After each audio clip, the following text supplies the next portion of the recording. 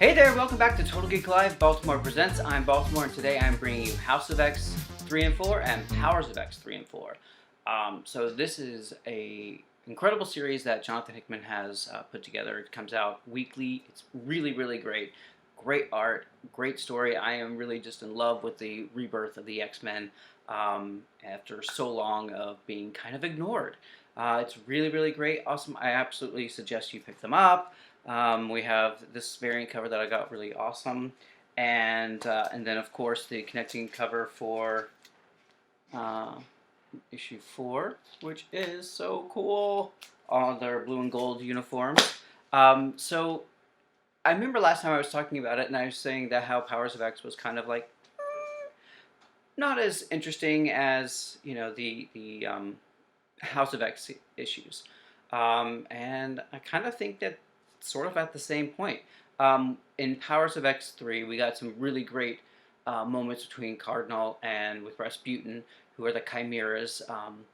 That's really kind of cool. There are moments at the end where you have all the remaining X-Men in the future coming to do what they're supposed to be doing, their final task, which is kind of fascinating to see them working with Apocalypse.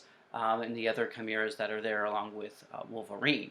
So that was kind of cool to see them kind of play out their storyline all together. And putting those pieces together is kind of interesting to see, kind of, we don't really know exactly where he's going with this, but I am certainly along for the ride. I still think the Powers of X is, second on the scale of House of X. But it's still pretty interesting. In the Powers of X, or Powers of 10, you still have them dealing with the Phalanx, which I'm not quite getting where this is going at the moment. I'm just kind of trying to, let it develop and see what happens with it. But, they're coming to ascend the population that's there, and then we have people that are, trying to avoid that. So we're still kind of waiting to see what exactly that is going to look like and what that means for the X-Men. But I'm really kind of excited that he's using the X-Men villains Phalanx in this. I think it's kind of interesting and cool, and it also ties back with Cypher and with Warlock. So there's lots of ties, lots of deep mining that Jonathan is doing to tell this story, which is really exciting.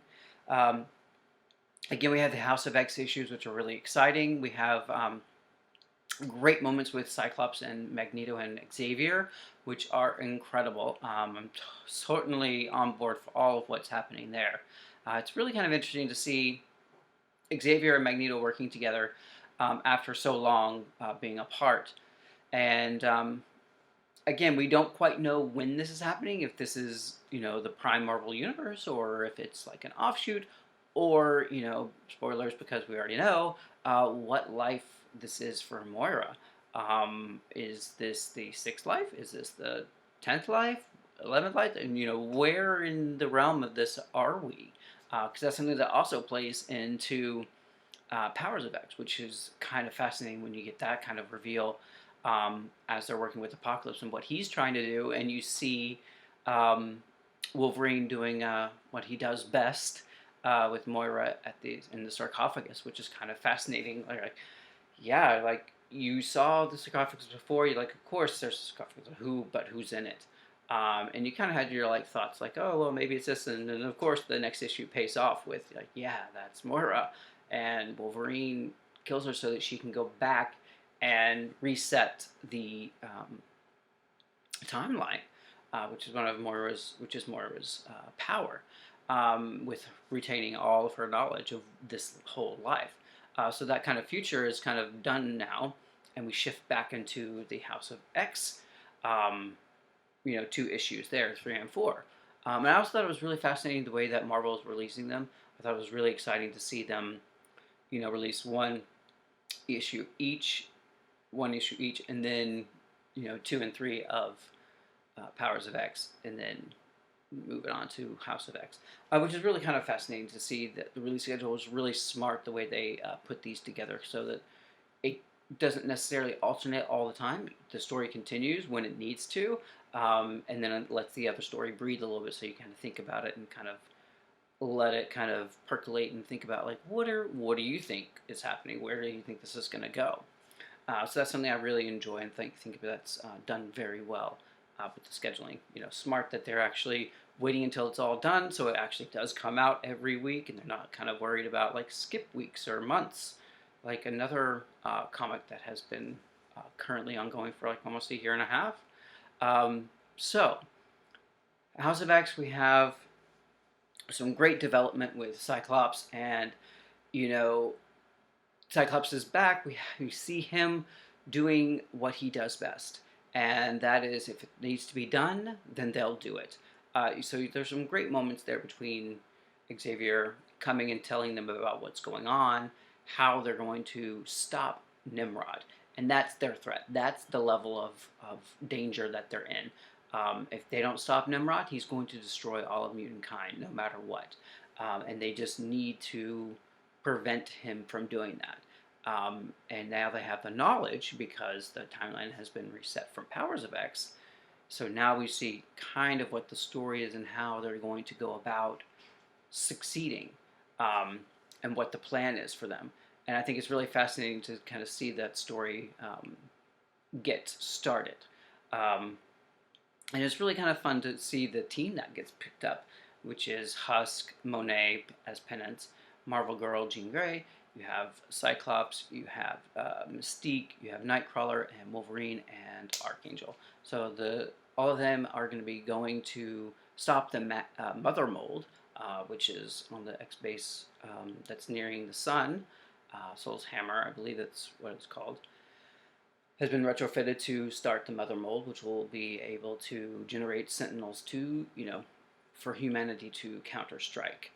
So they're going to stop that from happening now that they know the Nimrod's plans and when he actually comes online. So they're sent off on this mission, and all the X-Men in Krakoa, or all the mutants in Krakoa rather, are celebrating them and giving them kind of a farewell and realizing the stakes that are at play here. And it's really fascinating to see just how interconnected the mutants are.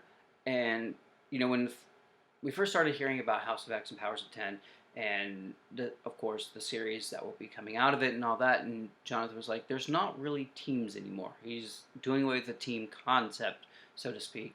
It's more a community and what that all means. And we didn't really kind of understand what he was doing, and now that the issues have coming out, we're like, oh wow, this is what this is. Yeah, they are a community. Like, they've always been a community, but now they are more integrated in themselves.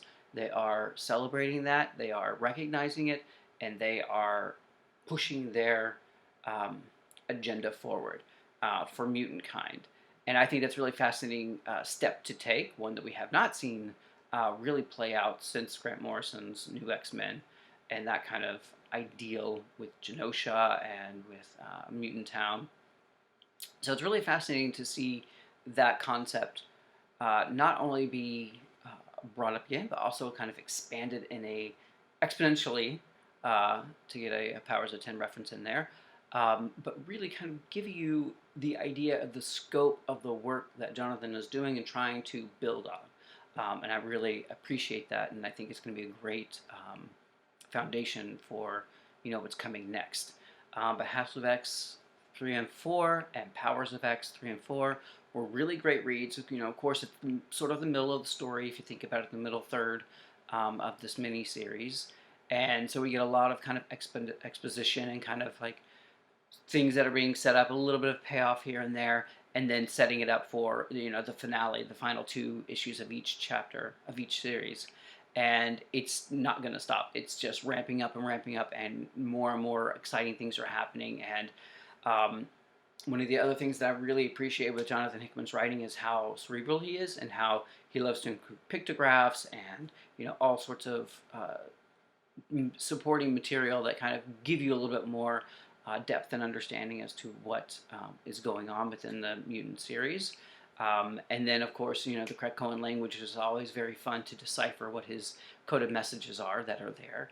And I want to know if you found them all, if you figured them all out. Um, but it's just such a fun treat to kind of see the X-Men being treated like the uh, flagship series and characters that they always have been for a long time, but they were kind of put to the wayside for a while. But now Jonathan is like dusting them off and giving us the Christmas gift of all Christmas gifts with his run on them. And I cannot wait to see the next two issues of each Powers of 10 and House of X, because I just know they're going to be pretty freaking amazing. There's a lot of things that are coming up that we know that are kind of like percolating. Stuff with Mr. Sinister. We have stuff with Apocalypse. We have stuff with Krakoa and with Moira that we just like. All this stuff is kind of building. You're like, I need to know more, and we're getting close to the end, so I know that it's going to be even more exciting.